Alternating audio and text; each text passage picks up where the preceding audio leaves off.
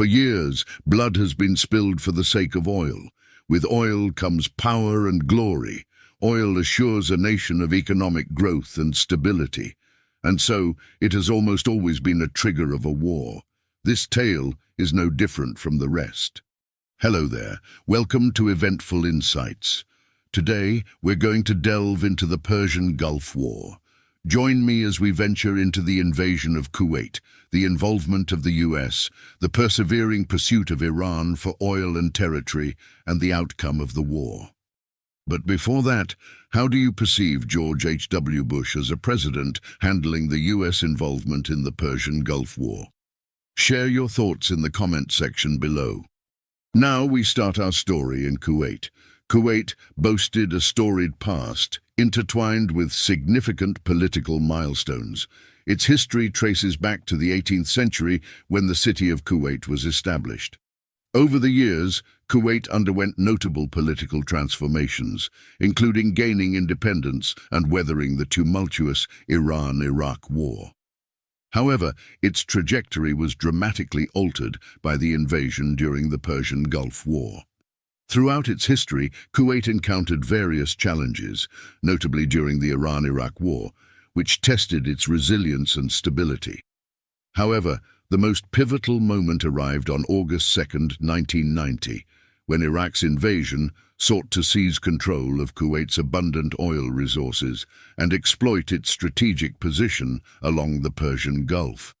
This invasion wasn't merely an act of territorial aggression, it was driven by Iraq's voracious appetite for Kuwait's wealth and its strategic significance in the region.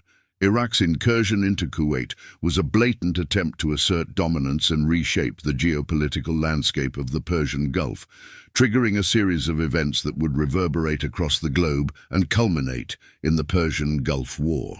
Tensions between Iraq and Kuwait had been building for some time before the 1990 invasion. Following a grueling war with Iran, Iraq, led by Saddam Hussein, found itself grappling with substantial debts. Kuwait, a small yet oil-rich neighbor, had provided financial aid to Iraq during the conflict. However, Iraq accused Kuwait of engaging in illicit practices such as slant drilling and illicitly extracting oil from the shared Rumaila oil field. In July 1990, the situation escalated significantly when Saddam Hussein publicly condemned Kuwait and the United Arab Emirates, alleging that they were surpassing oil production limits set by OPEC, the Organization of the Petroleum Exporting Countries. This resulted in a surge in oil prices, adversely affecting the global economy. Despite attempts at negotiation in early August, the dispute remained unresolved.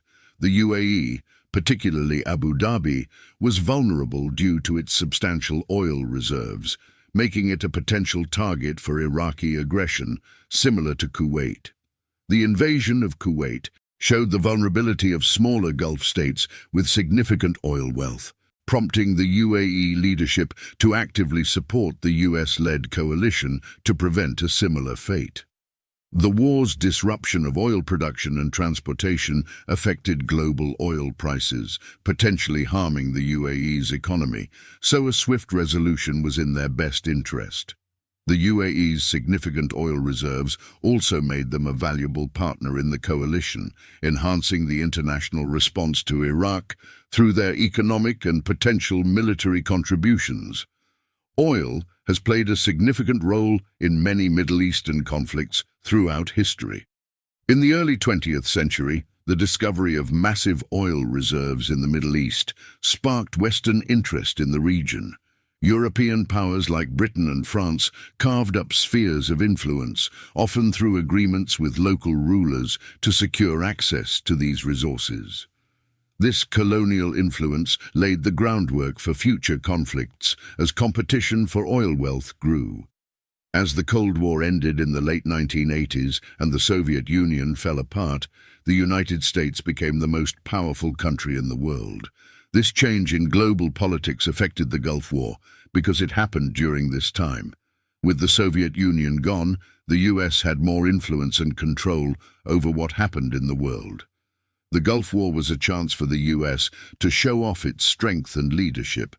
It also allowed the US to protect its interests in the Middle East, like making sure oil kept flowing and supporting allies such as Saudi Arabia. The UAE already had close ties with the US and other Western powers, with shared interests in regional stability and access to oil resources solidifying this alliance. Internally, the UAE leadership likely faced pressure to protect their oil wealth, and supporting Western powers to swiftly resolve the conflict could help maintain domestic stability. The fragile peace shattered on August 2, 1990, at 2 a.m. local time, as Iraqi forces, led by elite Republican Guard divisions, launched a full-scale invasion of Kuwait. The Kuwaiti military, vastly outnumbered, offered minimal resistance. The invasion unfolded swiftly and ruthlessly, with Iraqi forces quickly seizing control of key Kuwaiti infrastructure, including airfields and government facilities. Fleeing the onslaught, the Kuwaiti royal family sought refuge in Saudi Arabia, marking a tragic turn of events for the embattled nation. Determining the precise number of casualties resulting from Iraq's initial invasion poses a challenge due to several factors. Primarily, most casualty figures associated with the Persian Gulf War tend to focus on the larger-scale military confrontation between the US-led coalition and Iraq that commenced in 1991, rather than the earlier stages of the conflict. Kuwait's military was considerably smaller and weaker than Iraq's, resulting in limited resistance. While there was some opposition, Kuwait City fell into Iraqi hands relatively swiftly, indicating that initial Iraqi casualties may have been relatively low. Nevertheless, the invasion likely led to civilian casualties, although the exact number remains unclear. Some Kuwaiti civilians may have lost their lives during the fighting or in the ensuing chaos. Moreover, reports suggest that Iraqi forces may have targeted foreign nationals, particularly Westerners who were working in Kuwait, further complicating the casualty toll from the initial invasion. In response to Iraq's invasion, George H.W. Bush, then President of the United States, swiftly took action. On August 5, 1990, the U.S. government condemned the invasion and commenced the construction of a formidable military presence in Saudi Arabia. This deployment was the start of the effort to defend Kuwait and deter further aggression in the region. The U.S. had several key interests in the region, securing a steady oil supply at fair prices. The abrupt invasion of Kuwait, a U.S. ally, posed significant threats. Firstly, it could disrupt oil flow, causing global price hikes. Secondly, it challenged U.S. dominance in the Middle East. Lastly, Saddam Hussein's aggression raised fears of Kuwait's oil funding Iraq's military buildup, potentially endangering nearby nations. Over the following months, a massive military buildup occurred, led by the U.S. troops from various countries, including Arab states like Egypt and Saudi Arabia, as well as European and Asian nations, assembled in Saudi Arabia. The United States deployed hundreds of thousands of soldiers, along with advanced weaponry, to the region. Diplomatic efforts intensified too, with the UN Security Council condemning the invasion and demanding Iraqi withdrawal, while the coalition sought international support for possible military action. By October 1990, tensions had reached a boiling point. The coalition had amassed a powerful force, far surpassing Iraq in strength and technology. Diplomacy had not resolved the crisis, making way for a potential military confrontation to liberate Kuwait, closely watched by the world. On November 29, 1990, the United Nations Security Council took a significant step in addressing the crisis in the Persian Gulf by authorizing military action against Iraq if it failed to withdraw from Kuwait by January 15, 1991. This resolution underscored the international community's firm stance against Iraq's occupation of Kuwait and set a clear deadline for Iraqi compliance. However, as the deadline approached on January 15, 1991, Iraq showed no signs of withdrawing its forces from Kuwait, leading to heightened tensions and anticipation of military action. On January 9, 1991, last-minute diplomatic attempts to peacefully resolve the Gulf crisis failed, leading the U.S. Congress to grant President George H.W. Bush the authority to use military force against Iraq. American public opinion on George H.W. Bush's decision to side with Kuwait in the Persian Gulf War was largely positive. The invasion of Kuwait was widely condemned as a blatant act of aggression by Iraq, which was already distrusted due to its use of chemical weapons and human rights abuses under Saddam Hussein. Many Americans were sympathetic to the narrative of defending a smaller, defenseless nation from a brutal dictator. Economic concerns also played a role, as Kuwait's major oil production meant the invasion threatened to raise oil prices and destabilize the global economy. President Bush effectively rallied public support by emphasizing the need to deter aggression and protect American interests in the Middle East, successfully building an international coalition to share the war's burden. The swift and successful military victory of Operation Desert Storm, with minimal American casualties, further bolstered public support for the war. However, there were dissenting voices. Some Americans opposed the war on principle, advocating for exhausting diplomatic options before resorting to military action. Additionally, concerns about the long-term costs of the war, both financially and in terms of potential regional instability, were also expressed. Following Iraq's invasion of Kuwait on August 2, 1990, the United Nations Security Council issued several resolutions condemning the invasion and demanding Iraq's immediate withdrawal. In response, the US led an international coalition, deploying hundreds of thousands of troops to the Gulf region under Operation Desert Shield. As the January 15, 1991 deadline set by UN Resolution 678 approached, the US made a final diplomatic effort. On January 9th, Secretary of State James Baker met with Iraqi Foreign Minister Tariq Aziz in Geneva, but the discussions failed to yield a resolution. On the same day, the U.S. Congress, with bipartisan support, passed a joint resolution authorizing President Bush to use military force to expel Iraq from Kuwait. This marked the first instance since 1950 that the UN Security Council had sanctioned the use of force. Before we head on to more information about the Persian Gulf War, what do you think will happen to Kuwait? Comment them below and tune in to see if your speculations are right. If you want to watch more videos about intense disputes and wars, go check out our channel. Going back. On January 17, 1991, Operation Desert Storm commenced with a relentless US-led air campaign against Iraq. This marked the beginning of a massive aerial bombardment targeting Iraqi military installations, communication networks, and strategic assets. Precision-guided weapons, such as laser-guided bombs and cruise missiles, played a pivotal role in the Gulf War, demonstrating their accuracy and ability to minimize civilian casualties. This technological advancement reshaped warfare, highlighting the effectiveness of smart weaponry in modern conflicts.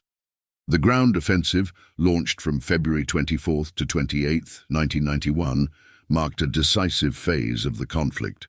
Led by a formidable armored force, primarily US tanks, the coalition executed a swift and strategic maneuver along the Saudi-Kuwaiti border, known as the left hook. This tactic aimed to outflank Iraqi defenses and encircle their army, resulting in a rapid collapse of Iraqi resistance. The Iraqi military, weakened by relentless airstrikes and facing a technologically superior opponent, swiftly crumbled under the coalition's advance, leading to the liberation of most of Kuwait within days. While the ground war brought victory to the coalition, it also resulted in casualties on both sides, with thousands of Iraqi soldiers dead or captured, and significant losses for the coalition forces. At the time, Iraq boasted one of the world's largest militaries, with an estimated 950,000 personnel. The military had extensive combat experience from the brutal Iran-Iraq War from 1980 to 1988, and possessed a significant amount of weaponry, including over 5,500 main battle tanks, more than 10,000 armored vehicles, nearly 4,000 artillery pieces, and a stockpile of chemical weapons, though these were ultimately not deployed. Despite its size and experience, Iraq's military had underlying weaknesses. Much of its weaponry was Soviet-made and outdated compared to the US-led coalition's technologically advanced arsenal. Training methods were often outdated and focused on quantity over quality. Decision-making was centralized around Saddam Hussein, leading to inflexibility and slow adaptation on the battlefield. The long and costly Iran-Iraq war had drained resources and morale among the Iraqi troops. Additionally, the military hierarchy was dominated by Saddam's Sunni Arab inner circle, creating resentment among Shia and Kurdish populations. During the Gulf War, the Iraqi military was quickly overwhelmed by the US-led coalition's superior air power, communication technology, and well-trained forces. Although Iraq possessed chemical weapons, fears of a devastating Israeli response likely deterred their use. Iraq's air force was largely neutralized by the coalition's air campaign, and the Iraqi ground forces suffered heavy losses, leading to a swift push out of Kuwait and a rapid defeat. Hussein likely miscalculated the international response to his invasion of Kuwait, expecting a more subdued reaction and possibly counting on past support from a weakened Soviet Union. Publicly, he remained defiant, downplaying the coalition's air campaign and threatening retaliation against Israel, which supported the coalition but was not directly involved. The Iraqi government used propaganda to frame the war as a heroic defense against Western aggression to maintain domestic support. However, Hussein's military strategy was inadequate, as Iraqi forces were quickly overwhelmed by the technologically superior coalition. After his forces' swift and decisive defeat, Hussein accepted a ceasefire agreement, though he stayed in power for another 12 years. Initially, Hussein likely believed that the international community wouldn't respond forcefully to the invasion, and the rapid formation of a broad coalition against him may have surprised him. The weakening of the Soviet Union, a former ally, left him more isolated, and condemnation from the UN and previous supporters like Egypt further weakened his position. Domestically, despite maintaining a strong public image, Hussein likely faced internal pressures due to the war's impact on the Iraqi economy and significant military losses. With the liberation of Kuwait, major combat operations came to an end, marking a significant milestone in the Gulf War. However, the conflict's aftermath raised questions about the region's long-term stability and the human toll of the war. Operation Desert Storm not only achieved its objective, but also showcased the dominance of US military power and the transformative impact of precision-guided weapons on modern warfare. In early February 1991, coalition forces launched a decisive ground offensive, swiftly advancing into Kuwait and pushing Iraqi troops out of the occupied territory. The strategy to encircle and destroy the elite Iraqi Republican Guard units involved a two-pronged attack. On the eastern flank, U.S. Army forces, including the renowned 1st Cavalry Division and the 82nd Airborne Division, launched a direct assault into Kuwait from Saudi Arabia. Simultaneously, on the western flank, a separate force of U.S. Marines, along with Egyptian and Saudi Arabian troops, conducted a diversionary attack to pin down Iraqi forces in eastern Kuwait. The coalition forces advanced swiftly, aided by superior technology, night vision equipment, and overwhelming firepower, encountering minimal resistance and quickly demoralizing Iraqi troops. The pincer movement successfully trapped Iraqi forces in Kuwait, leading to minimal coalition casualties compared to the operation's scale. Within days, Kuwait City was liberated, and Iraq was compelled to accept a ceasefire agreement. This offensive was a turning point in Operation Desert Storm, as the coalition's swift and decisive victory shattered Iraqi morale and showcased the effectiveness of modern warfare tactics. The low number of coalition casualties reinforced public support for the war. Geopolitically, the conflict had lasting repercussions, weakening Iraq and setting the stage for future tensions in the Middle East. The ground operation demonstrated the overwhelming superiority of the coalition forces and dealt a severe blow to Iraq's military presence in Kuwait. As Iraqi forces retreated from Kuwait, they resorted to a desperate and destructive tactic on February 24, 1991, by setting fire to Kuwaiti oil wells. This malicious act resulted in widespread environmental damage and economic devastation, further underscoring the brutality of Iraq's occupation. The fires, set by retreating Iraqi forces, were a desperate attempt at psychological warfare, aiming to show defiance and inflict psychological damage on Kuwait and the coalition. The apocalyptic imagery of burning oil fields was intended to demoralize the enemy. However, this tactic ultimately backfired. Despite causing significant damage, the fires had a limited economic impact as the international community assisted Kuwait in extinguishing the fires and rebuilding its oil infrastructure, allowing Kuwait's oil production to eventually recover. The environmental devastation caused by the burning wells drew global condemnation of Iraq's actions. Moreover, the fires did not significantly hinder the coalition's military advance, and the ground offensive to liberate Kuwait proceeded as planned. Despite the setbacks, diplomatic efforts continued, leading to a ceasefire agreement on February 28, 1991, effectively halting offensive operations by coalition forces. This agreement provided a framework for negotiations and paved the way for a resolution to the conflict. On March 3, 1991, a formal ceasefire agreement was signed, officially ending hostilities in the Persian Gulf War. Iraqi forces were forced to withdraw from Kuwait, leaving a trail of destruction in their wake. The war displaced hundreds of thousands of people and left Iraq with a crippled infrastructure, resulting in a severe humanitarian crisis. In the wake of the ceasefire, uprisings by Shia Muslims in the south and Kurds in the north of Iraq erupted against Saddam Hussein's regime. The US-led coalition, fearing a wider conflict, chose not to intervene, allowing Hussein's forces to brutally suppress the rebellions, which solidified his control but left lasting resentment among these groups. Between April and June 1991, the process of withdrawal continued. On April 11, 1991, a formal armistice was signed between Iraq and the coalition, marking the official end of the war. The UN imposed sanctions on Iraq and demanded the dismantling of its weapons of mass destruction programs.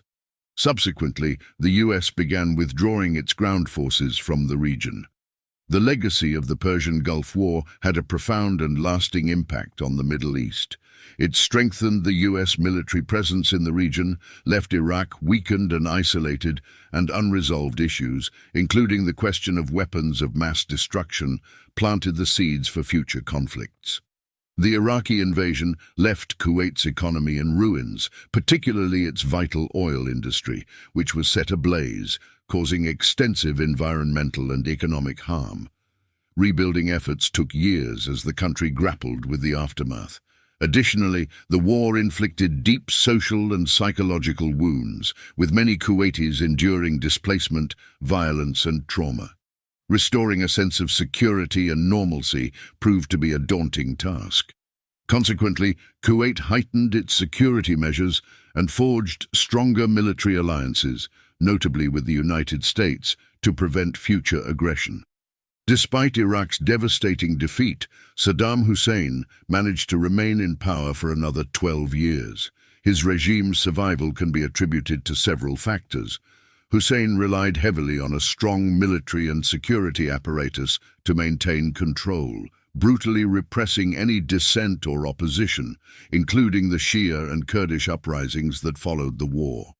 Years of propaganda had built a cult of personality around him, portraying Hussein as a strong leader defending Iraq from Western aggression.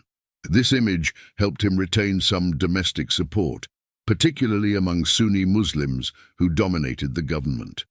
Additionally, his resignation would have likely created a power vacuum, potentially leading to chaos and civil war, and at the time, the international community was more focused on containing the immediate crisis than actively pushing for his removal. However, the war significantly weakened Hussein's regime. The economic devastation caused by the conflict led to widespread hardship and resentment towards his leadership. The military humiliation from the defeat exposed the weaknesses of the Iraqi military and damaged national pride. Moreover, Iraq faced international sanctions and isolation, further hindering its economic recovery and political standing. In the post-colonial era, many Middle Eastern countries sought to nationalize their oil industries to assert greater control over their resources. This often led to friction with Western oil companies that had established themselves during the colonial era. For example, during the Iran-Iraq War from 1980 to 1988, control of oil fields in the disputed Iran-Iraq border region played a role in the war's duration and intensity. In the Lebanese Civil War from 1975 to 1990, sectarian tensions were further exacerbated by competition for control of oil pipelines running through the country. In recent decades, international norms have generally discouraged direct military conflict to seize oil reserves. Modern warfare is expensive and carries significant risks, making the strategic advantage of seizing oil fields less attractive due to alternative energy sources and the interconnected global economy. However, oil remains a crucial global resource, and its price fluctuations continue to impact economies worldwide. Disputes over oil reserves and production quotas can still contribute to regional instability and potentially lead to smaller-scale conflicts. It's disheartening to reflect on the relentless grip that oil continues to have on global affairs. Despite the lessons of history, it seems that the allure of oil wealth still drives nations to the brink of conflict.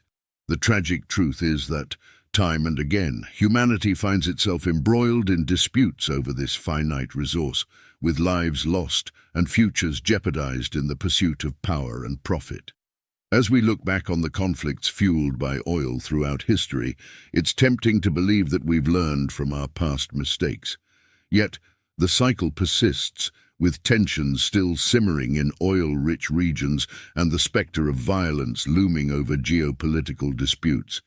Despite advances in diplomacy and technology, the fundamental drive for control over oil reserves remains a potent force, capable of igniting conflict and devastation on a global scale. It's a sobering reminder that, despite our progress as a civilization, the darker aspects of human nature endure. As long as oil remains a coveted resource, there will always be the risk that blood will be spilled once more in its name.